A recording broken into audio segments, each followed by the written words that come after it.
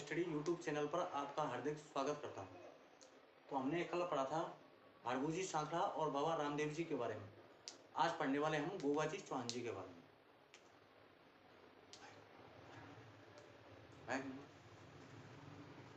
तो पढ़ेंगे हम गोगाजी चौहान।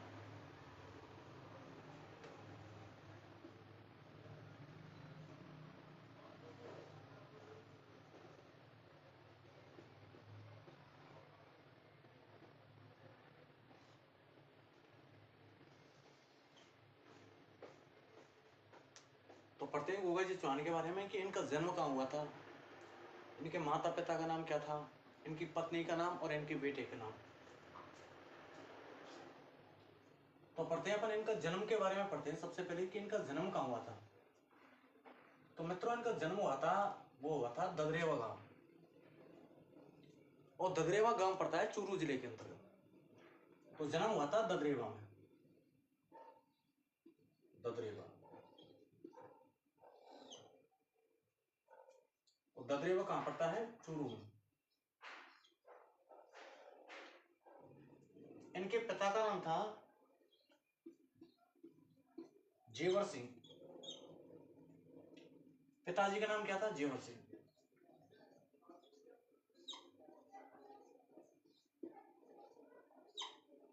और माताजी का नाम था वांछल देव। क्या था? वांछल देव।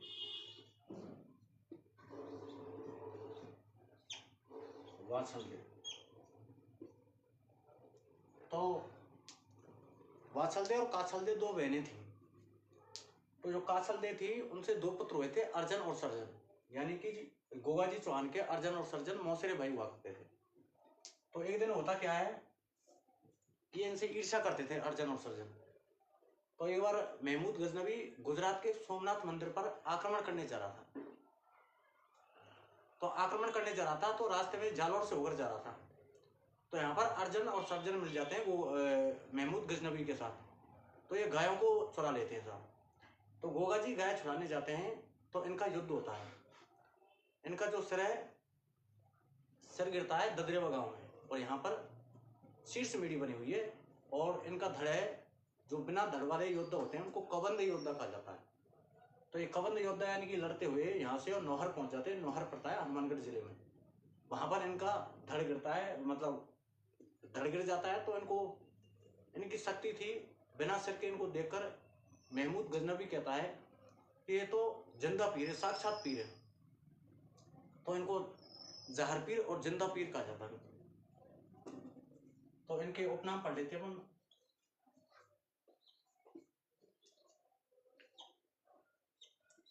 इनके उपनाम थे जहर पीर और जिंदा पीर। ये किसने कहा था जहर पीर मित्रों? ये साक्षात महमूद गजनवी ने कहा था। उन्होंने कहा था कि ये कोई दैवीय प्रकोप है, इसलिए इनको जिंदा पीर जहर पीर कहा था। जहर पीर और जिंदा पीर।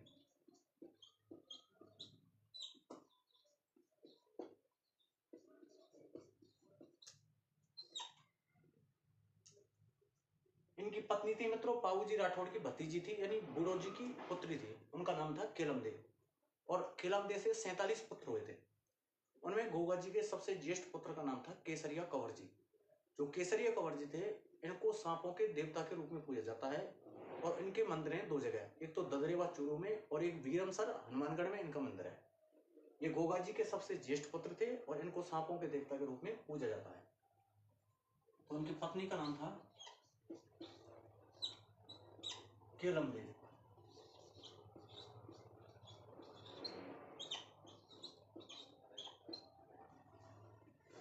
तो मित्रों, उनसे जो पुत्र हुए थे, इनके पुत्र थे 47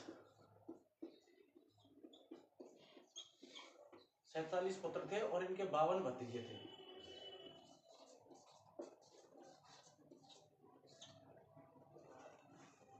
पढ़ते हैं साहब आगे।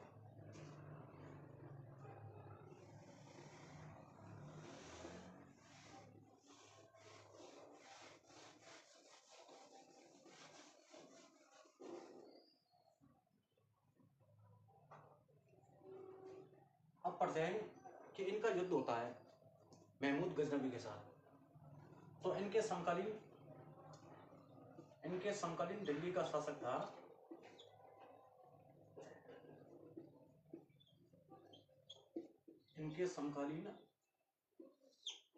शासक था महमूद गजनवी।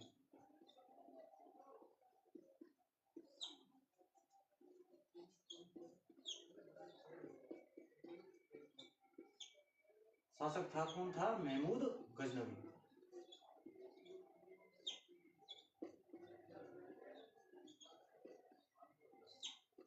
तो महमूद गजनवी क्या करता है? गुजरात के सोमनाथ मंदिर पर आक्रमण करने आता है, उस मंदिर को लूटता है। तो ये गुजरात जाता है तो जालौर के रास्ते होकर जाता है, तो अर्जन और सर्जन इनसे मिल जाते हैं और गायों की क्या कर लेते हैं? चोरी कर लेते हैं, चुरा लेते हैं। तो गोगा जी जाते हैं गायों को छुड़ाने। तो इनका युद्ध होता है, तो इनके 47 पुत्र और 52 भतीजे युद्ध में शहीद हो जाते हैं और गोगा जी भी युद्ध में वीरगति को प्राप्त होते हैं। तो इनका जो सर गिरता है मित्रों, इनका सर गिरा था युद्ध में, और वो गिरा था ददरेवा में। और ददरेवा में यहाँ पर शीर्ष मेरी बनी हुई है। क्या बनी हुई है? शीर्ष मेरी।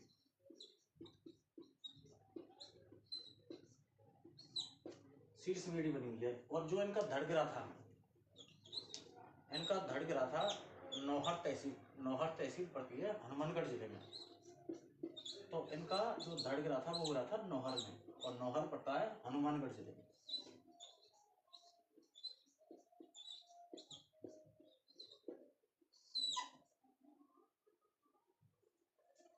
तो इनके उपनाम पढ़ लिए थे। इनको युद्ध भूमि में बिना सिर के देखकर साक्षात दैवीय प्रकोप था। महमूद गजनवी ने इनको जिंदा पीर कहा था कि ये किसी देवी देवता का प्रकोप है। इसके बाद मित्रों अब पढ़ते हैं पर इनके मंदिर पढ़ लेते हैं अपन कि इनके मंदिर कहाँ कहाँ हैं। तो मंदिर पढ़ेंगे अपन।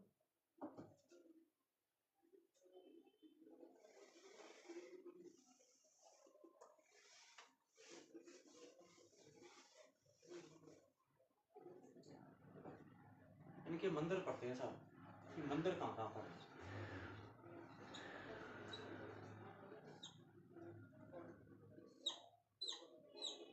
तो मंदिर में आते हैं, सबसे पहले तो है ददरेवा चूरू में। ददरेवा, और ददरेवा कहाँ पर है? चूरू जिले में। तो यहाँ पर इनका मंदिर बना हुआ है। एक मंदिर है मित्रों इनका नौहर में, जिसे गोगा मेड़ी के नाम से जाना जाता है। तो यह पड़ता है सब गोगा मेड़ी,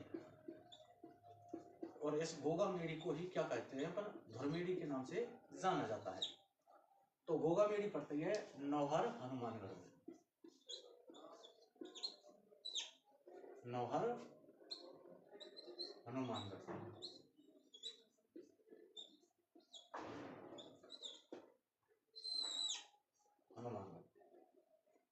एक आता है इनका मंदिर साहब, एक मंदिर पड़ता है मित्रों इनका खिलेरियों की ढाणी। ये पड़ती है सांचौर जिला था, वर्तमान में इसको समाप्त कर दिया गया है। वही जालौर जिले के अंतर्गत आता है सांचौर। तो खिलेरियों की ढाणी,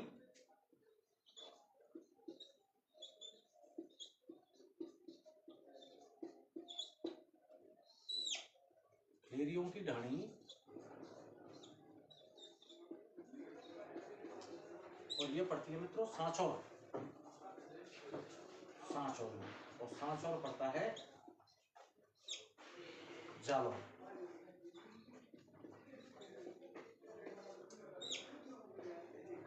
तो जो खिलेरियों की ढाणी है इसको गोगा जी की ओल्डी के नाम से जाना जाता है। इसको कहा जाता है गोगा जी की ओल्डी। इसको कहा जाता है गोगा जी की ओल्डी। गोगा जी की ओल्डी के नाम से जाना जाता है।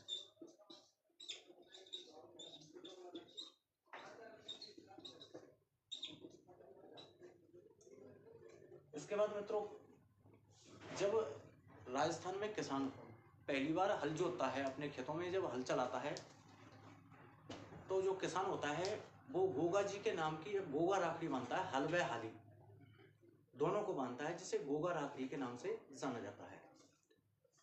गोगा जी को मित्रों सांपों के देवता के रूप में पूजा जाता है। इसके बाद जो इनका थान होता है, यानी इनका जो मंदिर होता है, वो खेजड़ी वृक्ष के नीचे बनाया जाता है। तो जो गोगा जी का प्रतीक चिन्ह है वो क्या है? सांप। और इनका मंदिर कहाँ होता है? खेजड़ी वृक्ष के नीचे। इसके बाद मित्रों, जो इनकी जो गोगा मेढ़ी है इसका निर्माण करवाया था फिरोज शाह तुगलक ने। दिल्ली का एक सुल्तान था फिरोज शाह तुगलक। तो फिरोज शाह तुगलक ने इस गोगा मेढ़ी का निर्माण करवाया था। अतः इस गोगा मेढ़ी की आकृति मकबरे नुमा है और इस गोगा मेढ़ी पर बिस्मिल्लाह शब्द लिखा हुआ है। क्या शब्द है? बिस्मिल्लाह शब्द अंकित है। इस गोगा मेढ़ी को वर्तमान स्वरूप दिया था महाराजा गंगा सिंह के द्वारा। बीकानेर के महाराजा थे जिन्हें आधुनिक भारत का भागीरथ कहा जाता है। तो बीकानेर के महाराजा गंगा सिंह के द्वारा गोगा मेढ़ी को वर्तमान स्वरूप प्रदान किया गया था। इसके बाद पढ़ते अपन, तो गोगा मेढ़ी के बारे में पढ़ लिया है।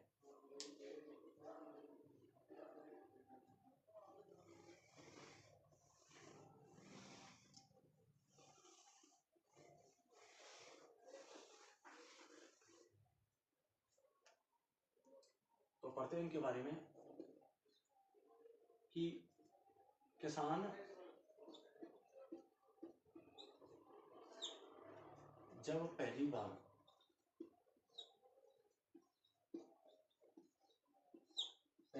हल जोतता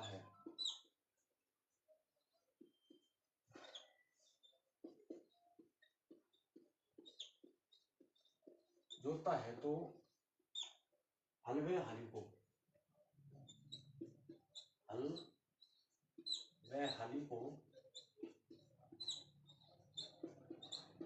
गोगा जी के नाम की गोगा राखड़ी बांधता है। क्या बांधता है? हलवे हाली को गोगा राखड़ी बांधता है। यानी एक राखी होती है जिसको गोगा राखड़ी के नाम से जाना जाता है।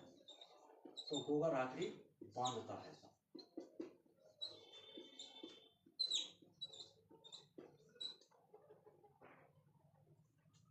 तो मित्रों, गोगा जी का जो प्रतीक चिन्ह था वो होता है सर्प। क्या होता है? सर्प।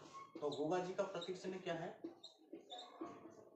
गोगा जी का प्रतीक चिन्ह माना जाता है, गोगा जी का प्रतीक चिन्ह है सर्प। प्रतीक चिन्ह क्या है? सर्प माना जाता है, सर्प।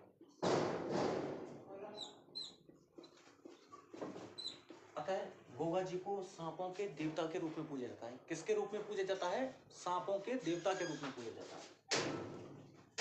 तो गोगा जी का जो थान होता है, गोगा जी का जो थान होता है मित्रों, जो गोगा जी का थान होता है या मंदिर होता है वो होता है मित्रों खेजड़ी वृक्ष के नीचे होता है। इसके नीचे? खेजड़ी वृक्ष के नीचे। खेजड़ी वृक्ष के नीचे। तो मित्रों, गोगा जी के जो भक्त हैं वो राजस्थान के अलावा उत्तर प्रदेश से मतलब अन्य राज्यों से भी आते हैं। तो उत्तर प्रदेश से इनके मेले में आने वाले जो उनके भक्त हैं जो कि केसरिया वस्त्र पहनकर आते हैं उन्हें पुरवैया के नाम से जाना जाता है। तो प्रत्येपन की उत्तर प्रदेश से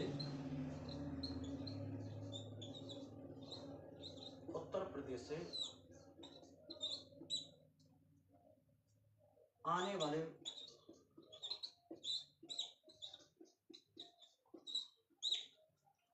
वाले भक्तों को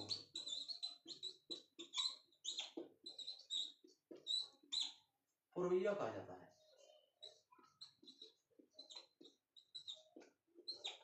पुरवैया कहा जाता है जो कि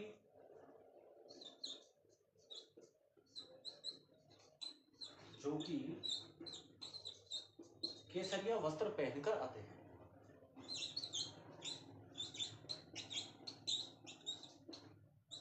जो कि केसरिया वस्त्र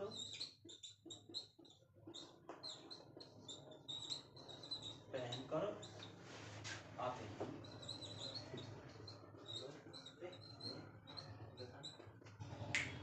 इसके बारे में पढ़ेंगे अपन दोस्तों कि गोगा जी का जो मेला है किस तिथि को लगता है, इनके मंदिर में पुजारी कौन होता है और इनकी फड़ का वाचन करते समय कौन सा वाद्य यंत्र उपयोग में लिया जाता है। तो इसके बारे में पढ़ते हैं अब।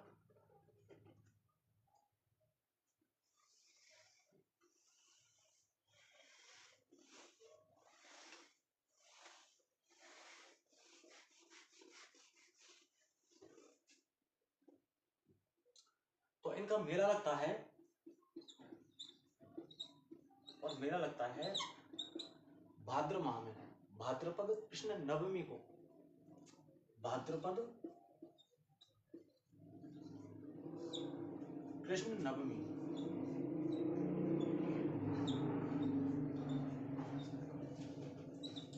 जिसे मित्रों गोगा नवमी के नाम से जाना जाता है। किस नाम से? गोगा नवमी,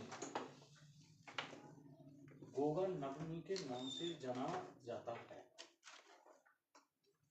इनके जो मंदिर का पुजारी होता है मित्रों, पुजारी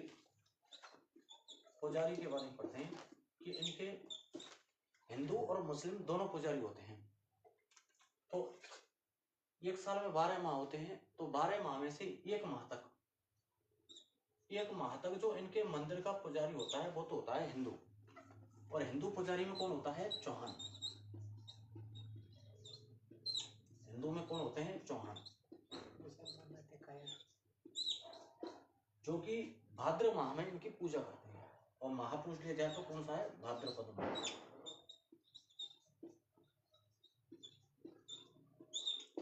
और में तो जो 11 माह होते हैं उनमें पूजा करते हैं इनके साथ मुस्लिम, और मुस्लिम पुजारी को चायल कहा जाता है। क्या कहा जाता है? चायल। तो 11 माह इनकी जो पूजा करते हैं, 11 माह पुजारी रहता है सब मुस्लिम, और मुस्लिम पुजारी को क्या कहा जाता है? चायल के नाम से जाना जाता है। मुस्लिम होता है पुजारी और उसको चायल कहा जाता है। क्या कहा जाता है? चायल। इसके बाद पढ़ते अपन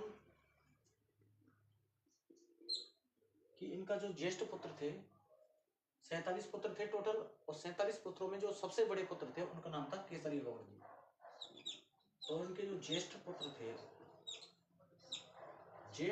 थे इनके सब केसरिया कंवर जी।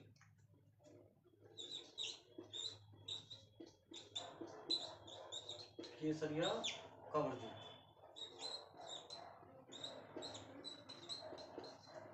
और केसरिया कंवर जी को सांपों के देवता के रूप में पूजा जाता है। इनके 2 जगह मंदिर हैं, एक तो बीरमसर हनुमानगढ़ में और एक ददरेवा चूरू में है। इसके बाद पढ़ते अपन इनके बारे में कि जो इनकी फड़ होती है, इनकी फड़ का वाचन, जो इनकी फड़ होती है उस फड़ का वाचन किया जाता है मित्रों डेरू वाद्यंत्र के साथ। किस वाद्यंत्र के साथ? डेरू वाद्यंत्र के साथ।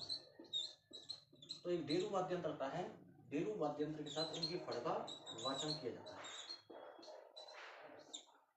तो फड़ का वाचन किस वाद्यंत्र के साथ किया जाता है? डेरू वाद्यंत्र के साथ किया जाता है। तो ये जानकारी थी मित्रों गोगा जी चौहान के बारे में। इनके बारे में लगभग सारी जानकारी दे दी गई है। जो परीक्षा उपयोगी तथ्य हैं उन तथ्यों को पूरा पढ़ाया गया है। तो क्लास आपको कैसी लगी? कमेंट्स में अपना फीडबैक जरूर दें, और अच्छी लगी तो बताएं, हम आगे और कंटिन्यू करते हैं। सारे लोक देवताओं के कला संस्कृति के बारे में पूरी पढ़ाई